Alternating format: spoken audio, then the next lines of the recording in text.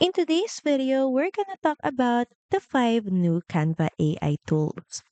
Here you can see the 5 powerful tools you can use right now inside Canva. First is design. This lets you generate complete designs from a prompt. Just type in what you want, like a poster, social post, or presentation, and Canva creates it for you instantly. Next is this image. You can use this AI image generator to create custom visuals from text. You can type prompts like futuristic city at night or minimal product background and get unique images. Next is Doc. You can create documents with AI help.